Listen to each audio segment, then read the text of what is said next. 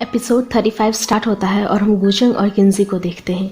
और अब गुचंग रीसेट होने के लिए बिल्कुल तैयार था। देन किन्जी उसे टेस्ट करने के बाद नॉर्मल मोड एक्टिवेट कर देती है। आगे गुचंग अपनी कंपनी में आ जाता है जहां ज्योनिंग उसके साथ थोड़ी मस्ती करती है और उसे अपने एग्जाम के बारे में बताती है।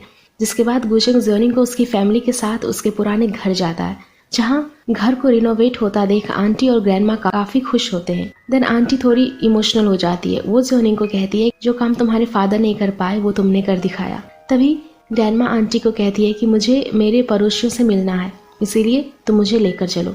अब आंटी उसे बाहर लेकर जाती है, लेकिन तभी ग्रैंडमा बेहोश हो जाती है। जिसके बाद सीन हॉस्पिटल की ओर शिफ्ट होता है जहां आंटी रोते हुए कहती है कि ये सब मेरी वजह से हुआ है, बिकॉज ग्रैंडमा को कई दिनों से ज़्यादा नींद आ रही थी पर मुझे नहीं पता था कि ये सब हो जाएगा। इधर ज्योनिंग भी रोने लगती है और कहती है कि हमें ग्रैंडमा को पुराने घर में नहीं लेकर आना चाहिए था। इस पर गुचंग कहता है कि इसमें तुम्हारी कोई गलती नहीं है, सब ठीक हो जाएगा।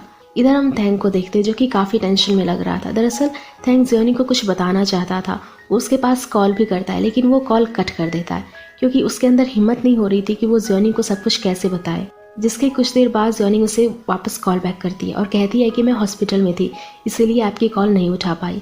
थैंक यू उसे पूछता है कि तुम हॉस्पिटल में क्यों, तो ज्योनिंग उसे ग्रैंडमा के बारे में सब कुछ बता देती है। अब ये पता लगने के बाद थैंक तुरंत ग्रैंडमा से मिलने के लिए पहुंच जाता है। ग्रैंडमा को होश आ चुका था। वो थैंक को देखकर उसे अपना बेटा गुंगडा समझने लगती है। तभी आंटी कहती है कि ये गुंगडा नहीं बल्कि वो है जिसकी वजह से गुंगडा आज इस दुनिया में नहीं है। लेकिन ज्योनिंग आंटी को चुप रहने के लिए कहती है। अब ग्रैंडमा थैंक के साथ काफ़ी बातें करती है बिकॉज उन्हें लग रहा था कि उनका बेटा वापस आ गया है। जिसके बाद ज्योनिंग थैंक से पूछती है कि क्या आपको मुझसे कुछ बात करनी है, तो थैंक कह देता है कि नहीं, मैं तो सिर्फ ग्रैंडमा से मिलने के लिए आया था, मैं तुमसे किसी और दिन मिलूंगा। एंड ये कहकर थैंक वहाँ से चला जाता है। इसी बीच गुचंग भी यहाँ आ चुका था जिससे ज्योनिंग कहती है कि मैं चाहती हूँ कि घर का काम जल्दी से कंप्लीट हो जाए क्योंकि ग्रैंडमा और आंटी वहाँ शिफ्ट होना चाहते हैं। जिस पर गुचंग कहता है कि कोई बात नहीं, मैं ज़्यादा वर्कर्स को काम पर लगा देता हूँ और जल्दी काम पूरा हो जाएगा। अब अगले दिन ये दोनों पुराने घर पर जाकर पूरा दिन जोरों शोरों से काम करवाते हैं। जिसके बाद ज्योनिंग हॉस्पिटल में होती है तो थैंक उसे दोबारा कॉल करता है और कहता है कि मुझे तुमसे कुछ इंपॉर्टेंट बात करनी है। अब ज्योनिंग थैंक के घर पर पहुंच जाती है। यहाँ थैंक उसे बताता है कि मैं तुमसे माफ़ी मांगना चाहता हूँ क्योंकि 10 साल पहले तुम्हारे फादर ने पैसों का गड़बड़ नहीं किया था बल्कि उसे हमने मिलकर फंसा दिया था और तुम्हारे फादर का कार एक्सीडेंट भी जानबूझकर करवाया गया था। इसी बीच हमें एक फ्लैशबैक सीन दिखाया जाता है जिसमें हमें पता चलता है कि सारे पैसों का गड़बड़ डायरेक्टर जियो ने किया था और इस बात का पता गुंगडा को लग चुका था। हालांकि थैंक्यू ने गुंगडा को चुप रहने के लिए कहा था लेकिन गुंगडा एक अच्छा इंसान था और वो इस बारे में पुलिस को बताना चाहता था। जिसके बाद ये सारी बात थैंक डायरेक्टर जियो को बता देता है। तब डायरेक्टर जियो गुंगडा को एक कार एक्सीडेंट में मरवा देता है और ये स्कैम होने के बाद डायरेक्टर जियो कंपनी में रिजाइन देकर साइड हो जाता है। तभी सारी बात थैंक पर आ गई थी और उसे जेल भेज दिया जाता है। अब थैंक ज्योनिंग से माफ़ी मांगता है और उसे कुछ डॉक्यूमेंट्स और एक पेन ड्राइव देते हुए कहता है कि इसमें डायरेक्टर जियो के खिलाफ काफ़ी सबूत हैं, इसीलिए जाओ अपने फादर को इनोसेंट डिक्लेयर कर दो। अब ये सब पता लगने के बाद ज्योनिंग इमोशनल हो जाती है। वो कहती है कि उस कार एक्सीडेंट में मेरे पेरेंट्स की मौत ही नहीं बल्कि गुचंग जो कि मुझे बचाने आया था वो आज ऐसी ज़िंदगी जी रहा है जो कि नर्क के समान है। अब थैंक काफ़ी रोने लगता है और अपने घुटनों पर आकर ज्योनिंग से माफ़ी मांगने लगता है। जिसके बाद ज्योनिंग गुचंग के पास जाती है। देन उसे वो सारी बातें बताती है। वो उसे कहती है कि मुझे माफ़ कर दो क्योंकि ये सब मेरी वजह से हुआ है। तो गुचंग उसे समझाने की कोशिश करता है कि ये सब होना ही था, इसमें तुम्हारी कोई गलती नहीं है और अगर मेरे साथ ये सब ना होता तो तुम मुझे कभी नहीं मिलती। जिसके बाद ज्योनिंग रोते हुए वहीं पर सो जाती है तो गुचंग उसे बेड पर लिटा देता है और अपने कंप्यूटर में वो पेन ड्राइव लगाकर वो सारे एविडेंस को देखता है। अब कुछ देर बाद ज्योनिंग जाग जाती और वो गुचंग के पास आती है। गुचंग उससे कहता है कि इस पेन ड्राइव में जो एविडेंस है उससे तुम्हारे फादर को इनोसेंट डिक्लेयर किया जा सकता है। तभी डोरबेल बजती है और चिरांग और जाओ यहाँ आए होते हैं। दरअसल ज्योनिंग ने ही इन दोनों को बुलाया होता है ताकि चिरांग भी अपने फादर के बारे में ये सब देख सके। अब ये सब देखने के बाद चिरांग कहता है कि मुझे नहीं पता था कि मेरे फादर जिसने मेरी पूरी लाइफ बर्बाद कर दी उसने ज्योनिंग के पेरेंट्स को भी मरवा डाला। चिरांग गुचंग को कहता है कि मैं तुम्हारा दोस्त बनने के लायक नहीं हूँ। वो इन दोनों से माफ़ी मांगता है तो ज्योनिंग कहती है कि इसमें तुम्हारी कोई भी गलती नहीं है। जिस पर चिरांग कहता है कि वो मेरे फादर है इसलिए मैं इस सच को बदल नहीं सकती लेकिन तुम्हें मुझे कोई सज़ा देनी चाहिए ताकि मैं थोड़ा रिलीफ फील कर सकूँ। सभी चिरांग को समझाते हैं कि इसमें तुम्हारी कोई गलती नहीं है, जो होना था वो सब हो गया, तुम्हारे फादर इसके जिम्मेदार हैं, तुम नहीं। तो ज्योनिंग चिरांग को कहती है कि मुझे माफ़ कर देना बिकॉज मैं तुम्हारे फादर को माफ़ नहीं कर सकती, इसीलिए मुझे अपने फादर को इनोसेंट डिक्लेयर करने के लिए तुम्हारे फादर को सज़ा दिलानी ही होगी। जिस पर चिरांग कहता है कि मुझे इससे कोई प्रॉब्लम नहीं है, लेकिन मुझे थोड़ा टाइम चाहिए ताकि मैं अपने फादर को पूछ सकूं कि उन्होंने ऐसा क्यों किया, और अगर वो इस बात को मानते हैं तो मैं खुद ही उन्हें जेल भेज दूंगा। इसके बाद चिरांग डायरेक्टर जियो के पास जाता है और उसे पूछता है कि तुमने जियोनिंग के पेरेंट्स का मर्डर क्यों किया, बिकॉज मैं सारे एविडेंस पहले ही देख चुका हूँ। ये सुनकर डायरेक्टर जियो के होश उड़ जाते हैं। तो चिरांग उस पर काफ़ी चिल्लाने लगता है और कहता है कि तुमने मेरे सबसे अच्छे दोस्तों की लाइफ बर्बाद कर दी है, आखिर तुमने ऐसा क्यों किया। तो डायरेक्टर जियो कहता है कि मैंने ये सब तुम्हारे लिए किया, बिकॉज ये घर, कंपनी, मेरे मरने के बाद सब कुछ तुम्हारा ही होगा। इस पर चिरांग कहता है कि मुझे इन सब की ज़रूरत नहीं है, मुझे सिर्फ मेरी फैमिली की ज़रूरत है। इसके बाद चिरांग डायरेक्टर जियो को सरेंडर करने के लिए कहता है। ये सुनकर डायरेक्टर जियो कहता है कि क्या तुम किसी दूसरे के लिए मुझे जेल भेजना चाहते हो। एंड इसी के साथ ये एपिसोड यहीं ख़त्म हो जाता है। एपिसोड 36 स्टार्ट होता है तो चिरांग उसके पास आकर बैठता है और कहता है कि मैंने हमेशा से आपको अपना हीरो माना था, हालांकि मैंने ये सब कभी शो नहीं किया, लेकिन आप मेरे हीरो थे। मैं गुशेंग के साथ मिलकर अपनी एक अलग कंपनी खड़ी की, पर फिर भी मैं वापस रेनडियर ग्रुप में आ गया, लेकिन अब मुझे ऐसे हीरो की ज़रूरत नहीं है। जिस पर डायरेक्टर जियो कहता है कि तुम सोचते हो कि मैं ये सब करके काफ़ी खुश था, लेकिन ऐसा नहीं है। तुम्हें पता है मुझे ये सब करके कितना रिग्रेट फील हुआ, और मैं बस धीरे धीरे खुद को ख़त्म कर रहा था, इसीलिए अब मैं कल सुबह खुद को पुलिस के हवाले कर दूंगा। जिस पर चिरांग कहता है कि ठीक है, लेकिन भाग मत जाना। तो डायरेक्टर जियो कहता है कि मैं अब बूढ़ा हो चुका हूँ, इसीलिए भाग कर भी कहाँ जाऊँगा, लेकिन मैं सिर्फ एक दिन इस घर में बिताना चाहता हूँ। चिरांग के चले जाने के बाद लियू के पास एक कॉल आती है और उसे पता चलता है कि सारे एविडेंस गुशेंग के पास है। इधर तेंग्यू को कहता है कि तुम फटाफट अपना सामान पैक करके यहाँ से निकल जाओ, वरना तुम्हें भी पुलिस पकड़ कर ले जाएगी, बिकॉज डायरेक्टर जियो जेल जाने वाला है और तुम्हें भी केस में फंसाएगा। ये सुनकर तेंग्यू कहता है कि ये सब आपको कैसे पता चला। तो तेंग उसे सारे एविडेंस दिखाता है।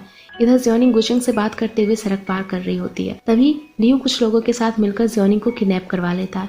जियोनिंग का फ़ोन भी अभी चल रहा था तो लियू उसका फ़ोन छीन लेता है। अब लियू जियोनिंग को पूछता है कि एविडेंस कहाँ है, जिस पर जियोनिंग कहती है कि मैंने सारे एविडेंस पुलिस को दे दिए, लेकिन लियू को पता था कि जियोनिंग झूठ बोल रही है। वो उसे दोबारा कहता है कि मुझे एविडेंस चाहिए, वरना तुम मारी जाओगी। इसी बीच जियोनिंग के फ़ोन पर गुशेंग का कॉल आता है। ये देखकर लियू कॉल उठा लेता है और गुशेंग को एविडेंस के बारे में पूछता है। गुशेंग कहता है कि हाँ, एविडेंस मेरे पास ही है, और अगर तुमने जियोनिंग को कुछ भी किया तो एविडेंस तुम्हें नहीं मिलेगी। तो लियू कहता है कि अगर तुम जियोनिंग को जिंदा देखना चाहते हो तो चुपचाप एविडेंस मेरे हवाले कर दो, और हाँ, बिल्कुल अकेले आना और कोई होशियारी मत दिखाना। इधर थैंक डायरेक्टर जियो के पास जाकर देखता है कि डायरेक्टर जियो सामान पैक करके भाग रहा होता है। वो उसे रोकता है और कहता है कि अब मर्डर करने के बाद तुम यहाँ से भाग रहे हो। जिस पर डायरेक्टर जियो कहता है तुम्हें इस बारे में कैसे पता चला, जरूर तुम्हारे फादर ने बताया होगा। मुझे लगता है कि उसे 10 साल की सज़ा के बाद भी अकल नहीं आई, शायद उसे उम्र कैद हो जानी चाहिए थी। ये सुनकर थैंक यू भड़क जाता है और उस पर काफ़ी चिल्लाने लगता है। डायरेक्टर जियो से कहता है कि अगर मुझे जेल हो गई तो तुम भी नहीं बच पाओगे। अब ये दोनों घर के बाहर आ जाते हैं तो बाहर चिरांग खड़ा हुआ था। दरअसल चिरांग को पहले ही शक हो गया था कि डायरेक्टर जियो घर छोड़कर जरूर भागेगा, इसीलिए वो उसके जाने से पहले ही यहाँ पहुँच चुका था। तभी यहाँ पुलिस आ जाती है जो कि चिरांग नहीं बुलाई थी। ये देखकर थैंक यू की होश उड़ जाते हैं, बिकॉज क्राइम तो उसने भी किया था ना। चिरांग उसे कहता है कि यहाँ से कोई भी नहीं जा पाएगा और तुम्हें जो कहना है वो पुलिस को कह देना। अब इन दोनों को पुलिस पकड़ कर ले जाती है।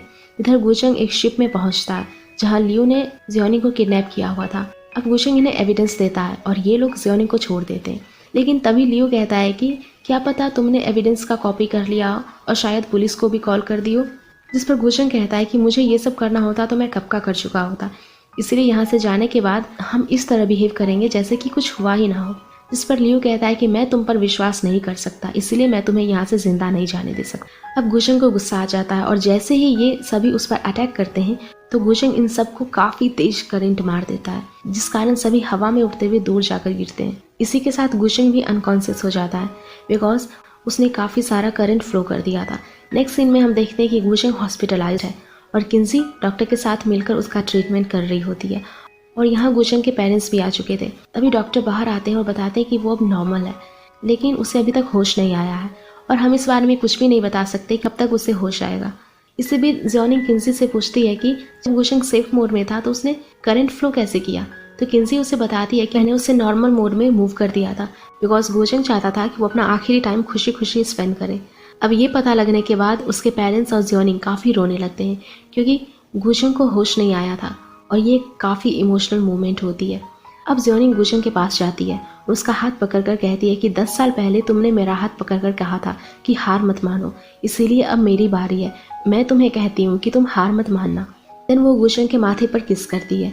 नेक्स्ट सीन में जाओ को देखते हैं, जिसके घर के टेबल पर एक डिवोर्स पेपर के साथ एक लेटर मिलता है, जिसमें चिराग ने लिखा हुआ था कि मेरे अंदर सामने आकर गुड बाय बोलने की हिम्मत नहीं है और इसीलिए मैं ये नोट के सहारे तुम्हें कह दे रहा हूँ। और मैं हमेशा से चाहता था कि मेरे आसपास के लोग हमेशा खुश रहें और मेरी विश थी कि मैं तुम्हें फ्रेंड बनाऊं और तुमसे शादी करूं। और मैं कितना लकी हूँ, मेरी दोनों विश पूरी हो गई। लेकिन मेरे फादर की वजह से सब कुछ गड़बड़ हो गया। मेरे फादर अब जेल में हैं और कंपनी पूरी तरह से ख़त्म हो चुकी है, इसीलिए मैं यहाँ से जा रहा हूँ बिकॉज अब मेरे पास कुछ भी नहीं है और तुम इन डिवोर्स पेपर पर साइन कर देना। जिसके बाद जाओ उस जगह पर पहुँच जाती है जहाँ चिराग आया हुआ था। वो उसके साथ बातें करने की कोशिश करती है, लेकिन चिराग बिल्कुल शांत बैठा हुआ था। तभी वो गुशंग के बारे में पूछती है, पर चिराग इस पर कोई जवाब नहीं देता। वो उठकर यहाँ से जाने लगता है, लेकिन जाओ चिल्लाकर उसे पूछती है कि क्या तुम मुझसे प्यार करते हो। तो चिराग रुक जाता है। जाओ से कहती है कि इसमें तुम्हारी कोई गलती नहीं है, ये सब तुम्हारे फादर की वजह से हुआ है। इस पर चिराग कहता है कि मेरे फादर जेल चले गए, मेरी कंपनी भी खत्म हो गई, मेरा परिवार पूरी तरह से बिखर गया और अब सभी लोग मुझ पर उंगलियां उठाएंगे, इसीलिए मैं बस यहाँ से जाना चाहता हूँ और मेरे पास तुम्हें देने के लिए भी कुछ नहीं है। जिस पर जाओ कहती है कि पहले मैं प्यार पर बिल्कुल बिलीव नहीं किया करती थी, लेकिन अब मुझे तुम्हारी आदत लग चुकी है और सबसे इम्पॉर्टेंट बात, एक तुम ही हो जो मेरे गुस्से को आसानी से झेल सकते हो। अब किसी तरह जाओ चिराग को मना लेती है और उसके सामने घुटनों पर बैठकर उसे शादी के लिए प्रपोज करती है। जिसके बाद टाइम बीतता चला जाता है। सभी एम्प्लॉयज़ मिलकर कंपनी को संभाल रहे थे। इधर ग्रैंडमा और आंटी अपने पुराने घर में शिफ्ट हो गई थी और उन्होंने मिलकर घर को काफ़ी सुंदर बना दिया था। लेकिन गुशंग को अभी भी होश नहीं आया था। ज्योनिंग उसका ख्याल रख रही थी और वो आसपास क्या चल रहा है वो उसे सब बताती है। इससे भी ज्योनिंग एक न्यूज़ देखती है जिसमें बताया जाता है एक न्यू टेक्नोलॉजी आई है जिससे इंसान मैकेनिकल चीज़ों के जरिए जिंदा रह पाएगा। ये देखकर ज्योनिंग काफ़ी खुश हो जाती है और गुशंग को कहती है कि शायद हमें एक और मौका मिला है। इसके बाद 3 साल बीत जाते हैं और हम ज्योनिंग को देखते हैं जो कि गुशंग के साथ रह रही होती है बिकॉज गुशंग बिल्कुल ठीक हो चुका था।